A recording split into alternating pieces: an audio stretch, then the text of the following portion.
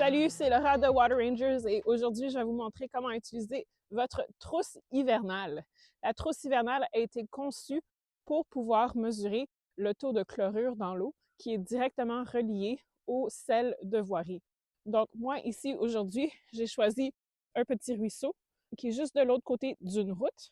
Alors, vous, quand vous allez choisir votre emplacement pour faire vos tests, pensez à trouver un endroit qui soit après une route et aussi où vous pouvez aller tester avant la route pour voir la différence entre les mesures de chlorure avant et après la route. Quand j'arrive à mon emplacement de test, la première chose que je vais faire, moi, c'est personnellement toujours sortir mon guide.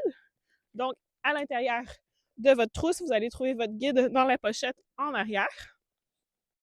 Il va y avoir beaucoup d'informations qui vont vous aider à choisir un emplacement si jamais vous avez des questions. Mais le plus important quand on choisit un emplacement en hiver, c'est de vraiment penser à notre sécurité. Donc, l'eau froide peut être très dangereuse quand on teste à côté. Donc, vous allez voir beaucoup d'astuces et de trucs pour vous aider à choisir un emplacement sécuritaire à l'intérieur de votre guide. Il va aussi avoir toute l'information sur tous les tests que je vais vous montrer aujourd'hui et aussi comment entrer vos données sur notre plateforme et sur notre application pour téléphone Apple également. Donc, l'autre chose que vous allez vouloir sortir de votre trousse, ça va être votre calepin ici, qui va vous donner étape par étape toutes les informations dont vous avez besoin pour prendre votre observation.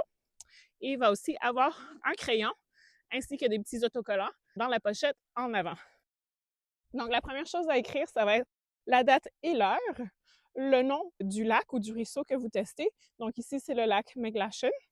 Et vous allez donner aussi un nom à votre site. Vous allez aussi encercler la météo d'hier et la météo d'aujourd'hui parce que la météo peut beaucoup influencer les différents tests qu'on va faire.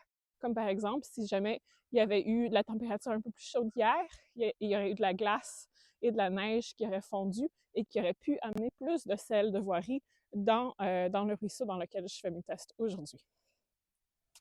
Et ensuite, on va prendre aussi la température de l'air. Donc, pour ça, vous pouvez simplement consulter l'application météo sur votre téléphone pour avoir la température de l'air. Et les prochains tests, ça va être les tests pour lesquels on va avoir besoin d'un échantillon d'eau. Alors, je vais vous montrer comment faire ça tout de suite. Donc, vous avez deux choix pour prendre votre échantillon, dépendamment de combien l'eau est accessible où vous êtes. Donc, moi, où je suis, l'eau est assez accessible. Donc, je prendrai simplement mon bâton d'atteinte ainsi que ma tasse à échantillon. Et si vous avez nos trousses d'explorateurs d'eau douce ou éducatives, vous allez reconnaître ces outils. Donc, ils sont assez faciles à utiliser. Je mets ma tasse ici, j'étends mon bâton d'atteinte et je vais rincer ma tasse 3 fois pour m'assurer qu'elle soit propre, qu'il n'y ait pas de résidus. Et je vais prendre mon échantillon, si possible, à 15 cm sous la surface de l'eau ou plus profondément. Dans mon cas, mon petit ruisseau n'est pas si profond, donc je vais le prendre le plus profondément possible sans toucher les petites roches et le sable qui sont au fond, ce qui pourrait impacter les résultats de mes tests. Et voilà, j'ai mon échantillon, je vais juste le vider un peu, je n'ai pas besoin que ça soit aussi plein. J'enlève ma tasse, je vais le mettre ici. Je vais tout de suite sécher mon bâton d'atteinte. Ça va s'assurer qu'il me dure longtemps et qu'il ne mouille pas mes autres choses à l'intérieur de ma trousse. L'autre option que vous avez pour prendre votre échantillon, je vais vous le montrer, ça va être un petit seau. Donc ça, c'est super pratique si jamais vous prenez vos échantillons sur un pont, par exemple, ou proche d'un quai, où l'accès est un petit peu moins sécuritaire avec le bâton d'atteinte. Donc, la corde est attachée à une bobine et la bobine est faite en styromousse. Donc, si jamais elle tombe à l'eau, elle devrait flotter. Vous n'allez pas la perdre, mais faites attention pareil. Donc, je vais commencer par me donner un peu de lousse. Je vais tenir ma bobine dans une main. Et il faut, comme avec ma tasse, que je rince mon seau 3 fois pour m'assurer qu'il soit vraiment propre avant de prendre mon échantillon. Donc, 1,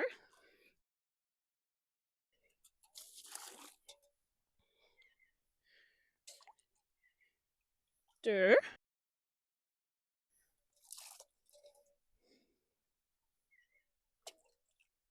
3,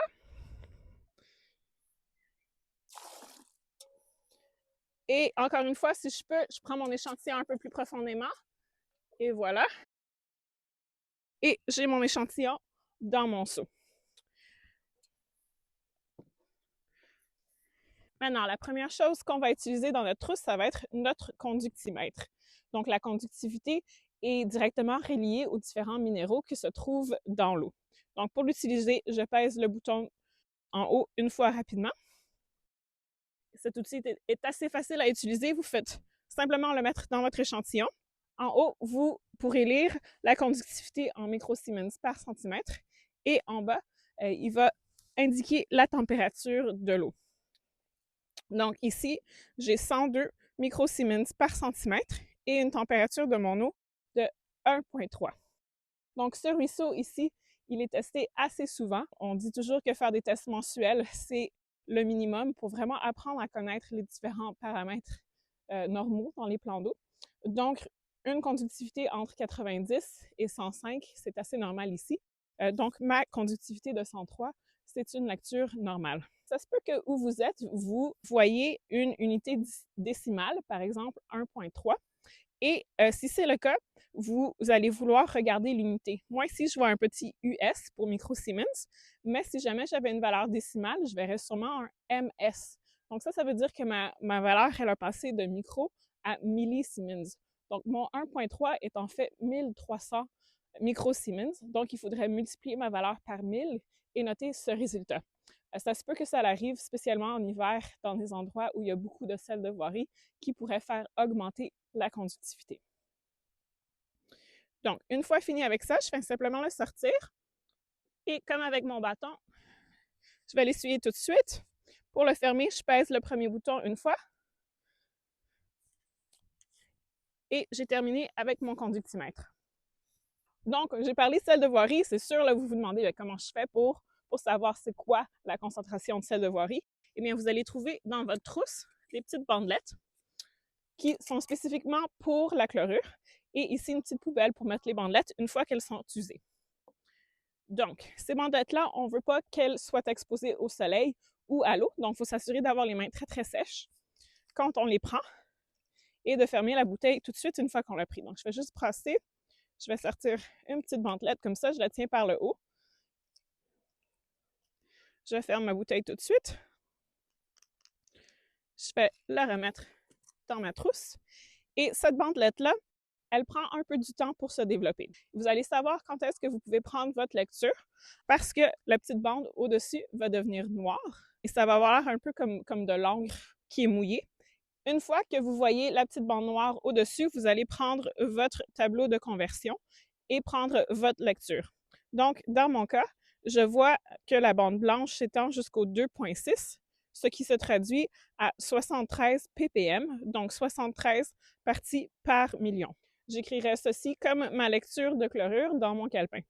Donc, une fois que j'ai fini avec ma bandelette, je fais simplement la sortir de l'eau et je la mets dans ma petite poubelle et je peux m'en débarrasser une fois que je suis à la maison. Donc, c'est toute l'information que j'avais besoin de recueillir de mes échantillons. J'écris tout ça dans mon calepin.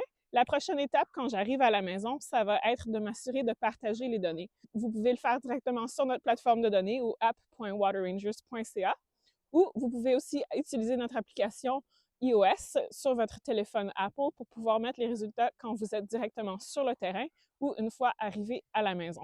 Donc, j'ai tout cet équipement. Il faut que maintenant que je le sèche, je le nettoie un petit peu, je le range et je suis prêt à rentrer à la maison. Donc, je vais tout remettre dans mon seau et pouvoir tout remettre dans ma trousse.